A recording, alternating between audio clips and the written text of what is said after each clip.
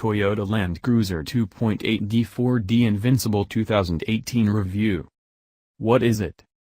I think part of the appeal of a Toyota Land Cruiser is that you can take it anywhere.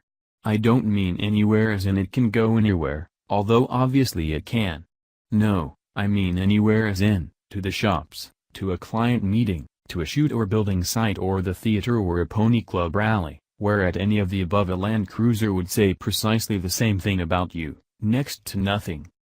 Toyota's biggest, baddest and most luxurious and expensive off-roader, for the UK, at least, is, then, the most curious of things, the classless car, capable of doing everything, but shouting out while it does it, except that you bought it because you need it.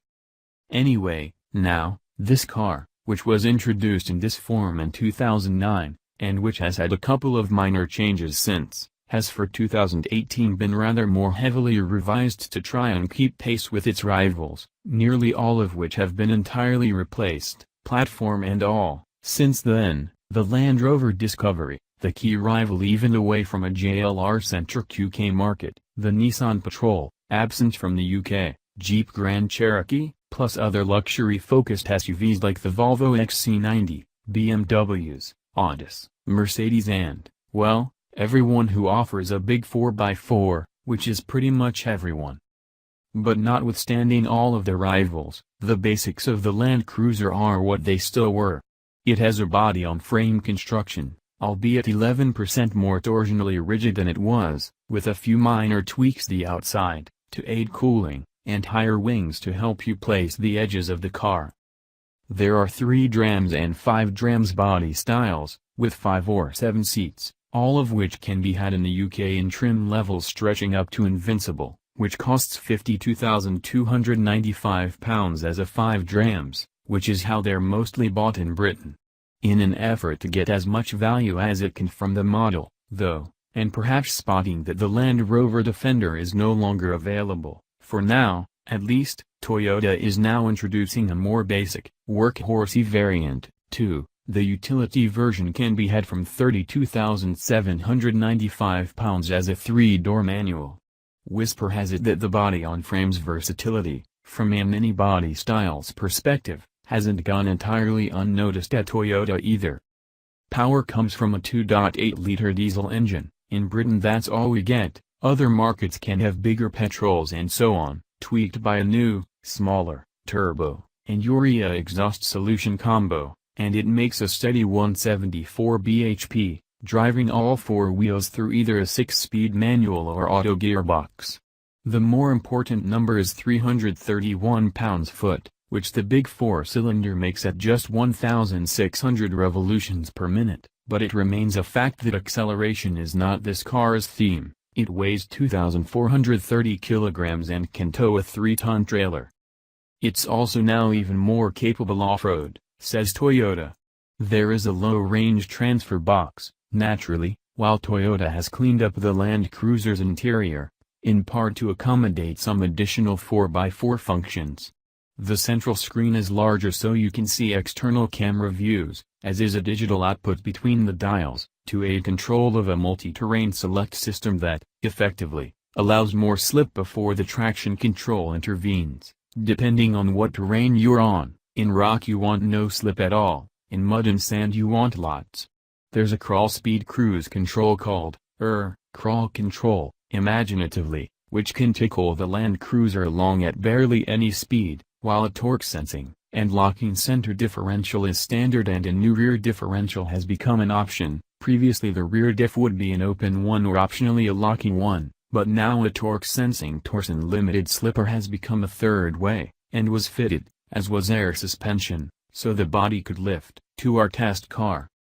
Land Cruisers have independent front suspension, but the rear is a 4-link setup holding a solid livery axle. It's reckoned that's more rugged than an independent rear setup, although, traditionally, that comes at the expense of road manners. Let's see. What's it like? The thing to remember about the Land Cruiser is that in the UK, or Western Europe in general, we're not exactly Toyota's #1 priority when it comes to making it, a fact you can take positively or negatively, as you prefer. The Land Cruiser is a Toyota Japan not Toyota Europe production, and markets like Australia, the Middle East, Africa and South America are where it dominates, and for where it's made. Toyota sells vastly more Land Cruisers to the UN and NGOs than the 600 or 700 it sells to the UK each year.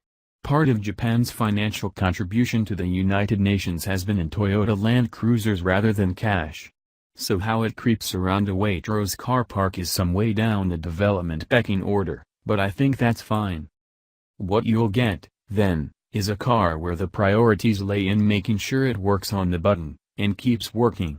So, sure, a large capacity 4-cylinder engine is less smooth than the V-somethings you'll find in its rivals, but there's little faulting the delivery or, for the most part, the box it drives through, apart from the occasional jolt between gears and low ratio, and a 194 grams/km CO2 rating. A 3.06-cylinder Discovery isn't a great deal better, at 189 grams/km, but it makes 255 bhp. The Land Cruiser's quiet enough, mind, please don't think that you wouldn't define it as an executive SUV. If a 4-pot is good enough for Volvo, it's good enough for a Toyota, in which any audibleness seems less out of place. If there's an area where the Toyota is shown up by an XC90, mind, it's in its interior. Then, so are most restaurants, compared to the Volvo. The Land Cruiser's cabin features too many shiny materials and black plastics for it to stand comparison with the best cars in this class, albeit it's well equipped. There's up to triple-zone climate, leather-heated and cooled electrically adjusting seats, 2 decent-sized seats in the boot, now folding flat into the floor rather than hinging up at the sides, and, after you've topped out a cruiser at £53,000, you won't find a huge number of options left, unlike with, say, a £60,000 Discovery and some other rivals. Other numbers? Off-roading angles, versus Discovery, are, approach 31 deg, 29, departure 26 deg, 27, breakover ramp angle 22 deg, 21, and a ride height of 215 mm, 284 mm, a difference I suspect down to the proximity of the Land Cruiser's solid axle. The Toyota can wade through 700 mm of water, Disco 900. But what you'll find on both is that you'll reach the limits of tires before the rest of the dynamics, where the electronics back up the hardware to good effect. Crawl control is particularly clever. Rather than just setting a speed, it can activate from stop, and, even if with the throttle and differentials locked the wheels are spinning, it'll ease power to each individual wheel in turn to find grip at a corner, where a locked differential might not. On the road, the Land Cruiser's more earthy elements are, perhaps, more evident. The steering's light and turns the wheels, but is no more satisfying than that. On higher-grade models you can adjust damper stiffness, and there are hydraulic links between corners to maintain as much flatness as possible, though I'm unconvinced it shows quite the road sophistication as a German monocoque alternative, but that's no great surprise and certainly no shame. Ultimately the Land Cruiser's refined and comfortable enough to spend your days in, has great big seats, a fine view out and a good entertainment system. What more do you want of a 2,430 kg 4x4 that can drive up a mountain?